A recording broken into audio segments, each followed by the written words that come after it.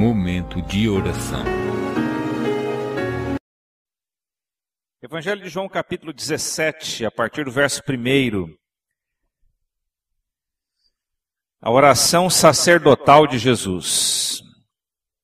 Irmão, o que você acha que Jesus diria a seu respeito, a respeito de Deus? Ou, se Jesus estivesse aqui hoje, você fosse um dos apóstolos de Jesus, o que ele falaria a Deus a respeito de você?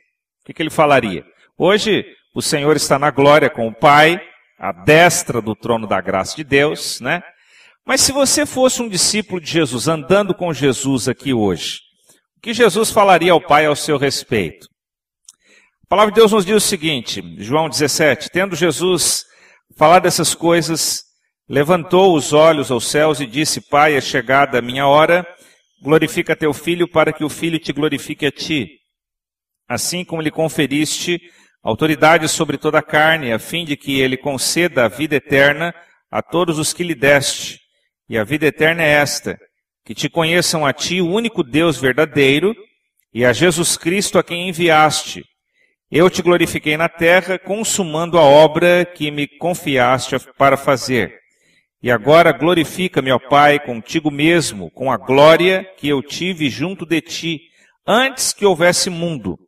Manifestei o teu nome aos homens que me deste no mundo. Eram teus, tu mos confiaste, e eles têm guardado a tua palavra.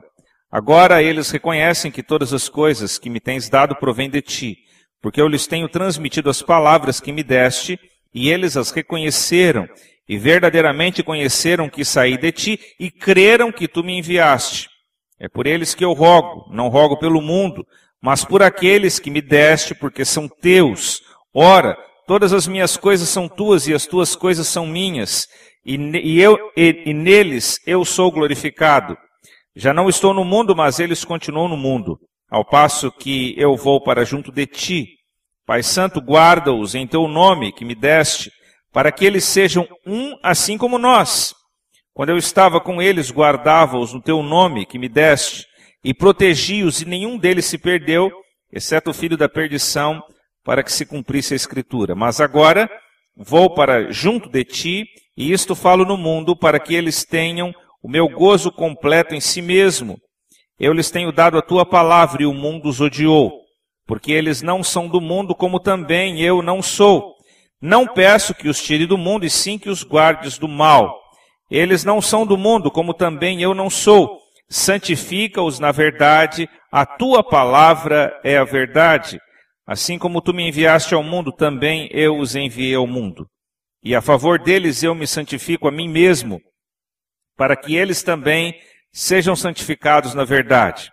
Não rogo somente por estes, mas também por aqueles que vierem a crer em mim, por intermédio da sua palavra, a fim de que todos sejam um, e como és tu, ó Pai, em mim e eu em ti, também sejam eles em nós, para que o mundo creia que tu me enviaste. Eu lhes tenho transmitido a glória que me tens dado, para que sejam um como nós o somos, eu neles e tu em mim, a fim de que sejam aperfeiçoados em unidade, para que o mundo conheça que tu me enviaste e os amaste como também amaste a mim. Pai, a minha vontade é que onde eu estou estejam também comigo os que me deste, para que vejam a minha glória que me conferiste, porque me amaste antes da fundação do mundo. Pai justo, o mundo não te conheceu, eu, porém, te conheci, e também esses compreenderam que tu me enviaste. Eu lhes fiz conhecer o teu nome, e ainda o farei conhecer, a fim de que o amor com que me amaste esteja neles, e eu neles esteja. Amém? Vamos orar? Santo Deus, obrigado por esta manhã e pela tua palavra.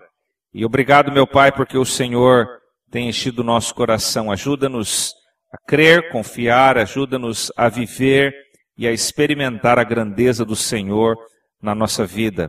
Fala-nos, transmite-nos, planta-nos no coração a tua vontade e não nos permita, ó Deus, nos desviarmos dos teus caminhos. Permita-nos caminhar para a honra e glória do teu santo, precioso e bendito nome. Por isso, nós oramos em nome de Jesus.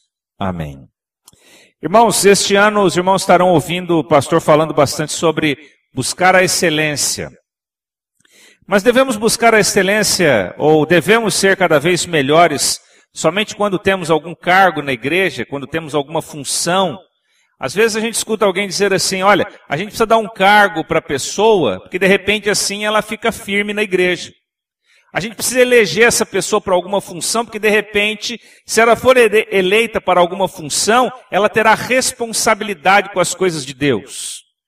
Na verdade, meus irmãos, nós não temos responsabilidade quando assumimos responsabilidade. Nós temos responsabilidades quando somos responsáveis. Se somos responsáveis com as coisas espirituais, assumimos responsabilidades. Eu já disse isso aqui algumas vezes. Eu, quando era adolescente, eu tinha um pastor, eu sempre fui muito amigo dos meus pastores. Eu gostava de ouvi-los muito.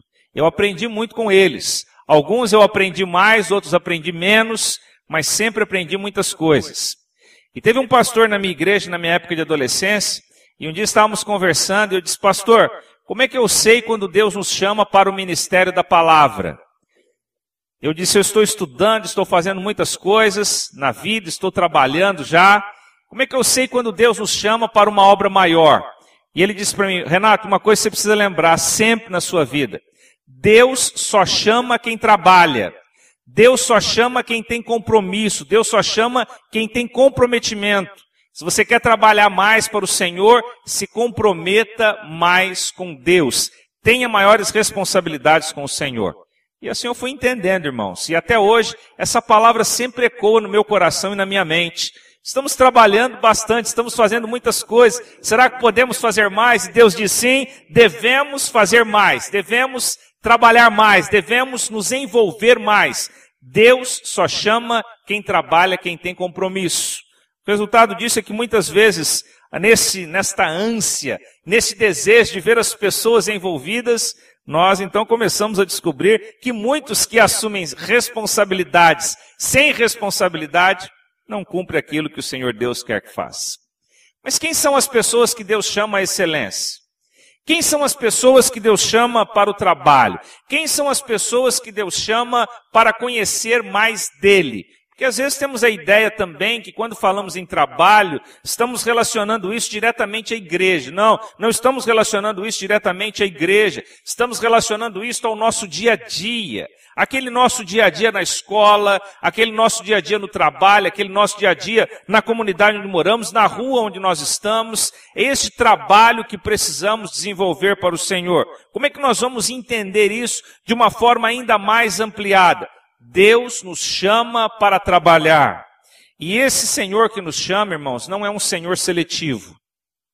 A palavra de Deus vai nos mostrar que os homens que ele escolheu, ou no colégio apostólico de Jesus, haviam pessoas letradas e haviam pessoas iletradas. Haviam cultos e incultos. Havia Mateus, cobrador de impostos, que possivelmente já havia passado por algumas instituições de ensino, e haviam os pescadores. Haviam aqueles que se vestiam muito bem antes de serem apóstolos de Jesus, e haviam aqueles que viviam com os pés no chão, cheirando a peixe. Portanto, meus irmãos, quem é aquele que o Senhor chama? O Senhor não faz uma seleção das pessoas a julgar pelo seu porte físico, a julgar pela sua capacidade intelectual, a julgar pelo seu dinheiro, a julgar pela sua condição social. O Senhor não nos chama assim. O chamado do Senhor para cada um de nós tem a ver com aquilo que Ele quer realizar através de nós. Tem a ver com aquilo que Ele quer fazer no mundo através da nossa vida, pela nossa vida, em prol do reino de Deus. Mas às vezes falamos, mas pastor, quando falamos sobre reino de Deus, trabalho, será que esse Senhor a quem nós estamos servindo não é alguém que está só querendo que trabalhemos para Ele? Não somos apenas funcionários de Deus, não somos apenas pessoas que trabalham para a expansão deste reino de Deus. Que Deus é esse que só quer funcionários? Na realidade, meus irmãos, nós estamos trabalhando para um reino, como diz o escritor aos Hebreus, um reino que não pode ser abalado. Nós estamos inseridos num reino que rui. Estamos inseridos num reino podre, estamos inseridos num reino terreno em que quem comanda este reino são os homens, as pessoas, em que quem comanda este reino é a justiça humana e nós estamos repletos de reclamações deste reino.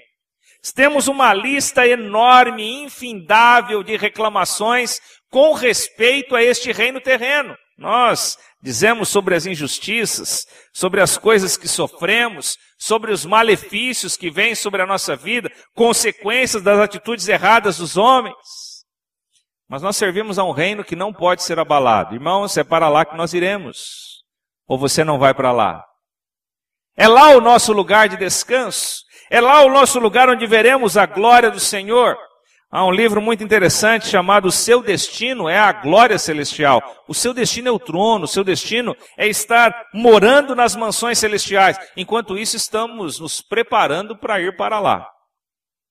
Mas, na verdade, o nosso preparo, infelizmente, nesta vida, está mais voltado com as coisas que nós queremos ver para o hoje, para o agora, para o mês que vem. Ora, nós nos preocupamos com a nossa vida. Nós nos preocupamos com o nosso bem-estar. Nós nos preocupamos com as coisas que nós podemos fazer. Nós nos preocupamos com as coisas que nós podemos realizar. Mas na maioria das vezes nós não temos os nossos olhos na glória celestial. Nós não pensamos no céu. Você já parou para pensar que você vai morar no céu?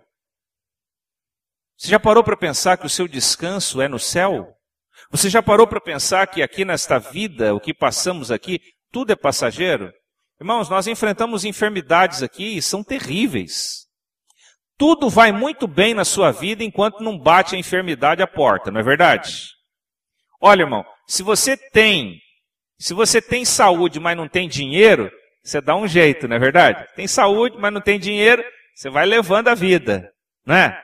Você tem saúde, mas você não tem amigos, você dá um jeito, você procura, né, fazer relacionamentos, amizades, você dá um jeito. Você não é uma pessoa muito envolvida com coisas de estudo, mas se você tem saúde, você vai para uma faculdade, você entra numa escola, você vai aprendendo. Você tem saúde. Mas e o dia que você não tiver saúde mais?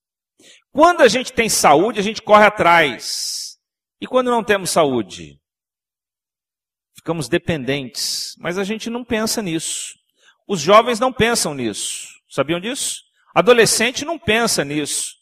Nós não pensamos nessas coisas. E quando nós estamos envolvidos com muitas coisas na nossa vida, eu não vou pensar que podem vir os dias maus. Eu não vou pensar que eu preciso comprometer a minha vida. Eu não vou pensar que eu preciso servir ao Senhor e adorá-lo em espírito e em verdade. E que eu tenho que trabalhar para Ele de todo o meu coração. Porque um dia eu vou morar na glória celestial.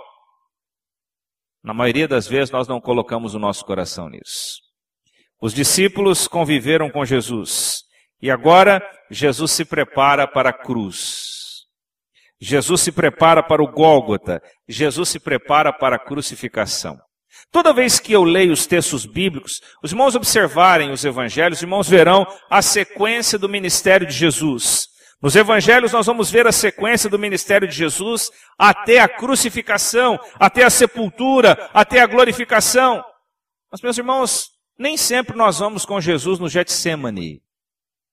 Gostamos de ouvir dos milagres de Jesus, gostamos de ouvir do poder de Jesus, gostamos de ouvir das coisas que Jesus fez, gostamos de ouvir dos milagres de Cristo, gostamos de ouvir que nós podemos fazer isso, mas nós não queremos ir ao Getsêmani. Nós não queremos orar com Jesus ali no Jardim das Oliveiras. Nós não queremos ir ao Gólgota, nós não queremos ir ao Calvário com Jesus. E quando os apóstolos foram com Jesus ali ao Getsêmani, depois da ceia, o Senhor disse, ficai aqui e orai comigo. E Jesus vai um pouco mais distante para orar. E quando Jesus volta, os discípulos estão dormindo. E Jesus diz para eles assim, nem ao menos uma hora pudeste vigiar comigo. Jesus retorna para orar e quando volta, eles estavam dormindo novamente. Irmãos, muitas vezes nós estamos vivendo este sono espiritual. Dormimos espiritualmente. Dormimos. E sabe o que significa isso? Nós colocamos um padrão para a nossa vida cristã e dizemos, está muito bom. Nós estabelecemos um limite para Deus, dizemos, Senhor, o que eu estou fazendo no teu reino, o meu envolvimento com a tua palavra, o meu envolvimento com as coisas espirituais, está bom, a minha vida cristã está na média. E olha, eu vou à igreja, eu faço uma coisa ou outra, e isso está muito bom. Mas, meus irmãos, nós estamos no mundo, mas nós não somos do mundo. Dá para entender isso? Estamos no mundo, mas nós não somos do mundo.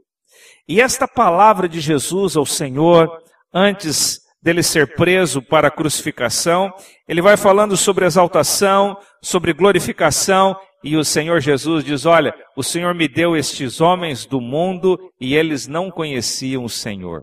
E eu lhes dei a conhecer a tua glória e agora eles são teus. Iletrados, indoutos, não conheciam nada a respeito do reino de Deus e de Jesus, mas agora puderam conhecer. E agora este carinho especial do Senhor. Mas quando nós lemos esta palavra, talvez a gente vai dizer, bom, se Jesus tem esse carinho tão grande com os apóstolos, né? E essa preocupação agora desta separação, então, tudo que Deus tem para me dar, eu quero. Senhor, dá-me a tua bênção, os bens materiais, a saúde que eu preciso, todas as coisas que eu almejo. Ah, Senhor, eu quero que o Senhor complete os sonhos do meu coração. Confirma, Senhor, as coisas que estão no meu coração. Mas nem tudo aquilo que a gente quer, irmãos, é bom para a gente. E Jesus diz o seguinte no versículo 14. Não são minhas palavras, hein? Palavra de Jesus. Verso 14. Eu lhes tenho dado a tua palavra e o mundo os odiou. O mundo odeia a gente porque a gente tem a palavra do Senhor no nosso coração? Palavra de Jesus, não é minha não, irmãos. Eu lhes dei a tua palavra e o mundo os odiou, porque eles não são do mundo, como também eu não sou. Que tipo de dificuldades e lutas temos enfrentado porque servimos a Jesus? Que tipo de problemas, perseguições, lutas temos enfrentado? Jesus disse que estes homens aqui estavam sendo odiados. Eu vou dizer para os irmãos uma coisa muito importante. Ontem, no nosso treinamento lá, o Mário falou sobre a igreja do diabo. Os irmãos que estavam lá ouviram sobre isso. Nós temos uma série de outras religiões, seitas que nos cercam a cada dia, que nós temos bons relacionamentos. Sabe por quê, irmãos? Porque nós não pregamos a verdade muitas vezes. Será que aquele seu colega de escola, aquele seu vizinho, quando souber o que realmente a palavra de Deus diz, ou você disser para ele realmente o que a religião dele ensina para ele, será que ele vai continuar sendo seu amigo como é? Ah, não, eu fiz-me fraco para conquistar os fracos. Palavra do apóstolo Paulo. Sim, devemos nos fazer fracos para conquistar os fracos. Relacionamento, vamos chegar juntos. Essas religiões estão penetrando na nossa vida, nos nossos lares, nas nossas casas. Símbolos que os irmãos estão usando aí. Símbolos que nós usamos. Hoje a moda, tudo que aparece na moda o pessoal usa. Não quer nem saber o que significa. Usa, todo mundo usa. Camiseta, brinco, colar, roupas, tudo. Carro, bota lá no plástico. Tudo, está tudo bem. Estamos aí inseridos. Tem nada a ver. Pai, o Senhor me deu do mundo e agora eles são teus. Pelo fato de terem a tua palavra, o mundo os odiou. Se prepare, meu irmão. Se prepare. Não é palavra minha não, irmão. É palavra de Jesus. Não sou eu que estou falando. Jesus falou, o mundo os odiou. Diz mais. Não peço que os tire do mundo, e sim que os guarde do mal. Eles não são do mundo, como eu também não sou. Santifica-os na verdade, a tua palavra é a verdade. O crente, para trabalhar para o Senhor, para viver para o Senhor, para viver buscando a glória celestial, precisa viver uma vida em santidade. Buscando conhecer cada vez mais o Senhor. Separando do mundo. O que significa a palavra santo? Separado. Somos separados do mundo? Você se considera separado do mundo? Suas ações, sua vida, a maneira, as coisas que você fala, a maneira como você vive e age, você de fato está separado do mundo? As coisas que você tem trazido para dentro do seu coração, sejam pelos olhos, pelos ouvidos, caracteriza que você é um apóstolo de Jesus, separado do mundo? Essa foi a oração que Jesus fez. Não os peço que os tire do mundo, mas que os guarde do mal. Aqui é batalha constante, irmãos. É batalha, é luta. Pessoal que está na escola, é luta e é batalha constante. Pessoal que está no trabalho, é luta e é batalha constante. Pessoal que está nas ruas, é luta e é batalha constante. É batalha, irmãos. Se a gente se esquecer disso, isso não é vida cristã. Vida cristã sem luta e sem batalha não é vida cristã. Ou então, Jesus estava equivocado com o que ele disse sobre vida cristã. E se Jesus estava equivocado, eu pergunto aos irmãos, o que nós estamos fazendo aqui agora, com talvez mais de 39 graus nesta manhã estamos aqui? Se Jesus estava equivocado, então não há razão para estarmos aqui. Vida cristã é batalha, é luta e começa de pequeno. A vida cristã não oferece para nós uma vida de mar de rosas, mas oferece para nós um descanso eterno. Não oferece para nós as facilidades desta vida, mas oferece para nós a garantia de vida eterna na glória celestial.